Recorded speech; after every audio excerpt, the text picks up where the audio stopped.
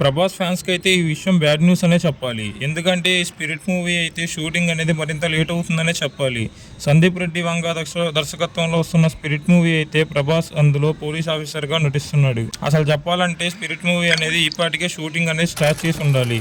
కాకపోతే రాజాసాబ్ షూటింగ్ అనేది జరుగుతుంది. అలాగే ప్రభాస్ అనురాగపూడి దర్శకత్వంలో కూడా ఒక మూవీని అయితే ఒప్పుకున్నాడు.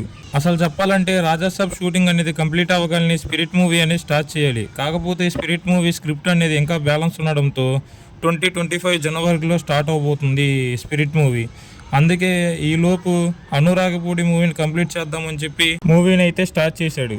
అనురాగపూడి మూవీకి టైటిల్ ఏంటంటే ఫౌజీ అనే టైటిల్ని అయితే ఫిక్స్ చేశారు.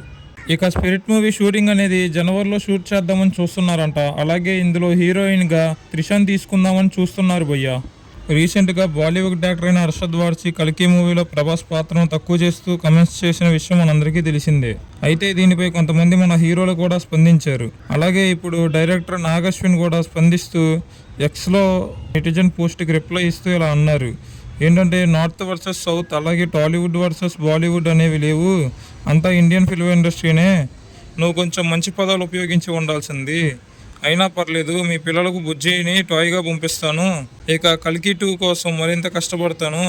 ఈ కల్కి 2 ఫస్ట్ షో కంప్లీట్ అవ్వగానే ప్రభాస్ పాత్ర గురించి చాలా గొప్పగా ఉందంటూ ట్వీట్స్ అనేవి వస్తాయి అని చెప్పి ఎక్స్లో నెటిజన్ పోస్ట్కి అయితే రియాక్ట్ అవుతూ అన్నారు. అలాగే మరో నెటిజన్ పోస్ట్కి అయితే రిప్లై ఇస్తూ ఇలా అన్నారు. ఆల్రెడీ ప్రపంచంలో చాలా నెగిటివిటీ అనేది ఉంది, దానిని మనం పెంచకూడదంటూ రిప్లై ఇచ్చారు. ఈ ఇన్ఫర్మేషన్ మీకు నచ్చినట్లయితే వీడియోని లైక్ చేసి ఛానల్ని సబ్స్క్రైబ్ చేయండి గైస్.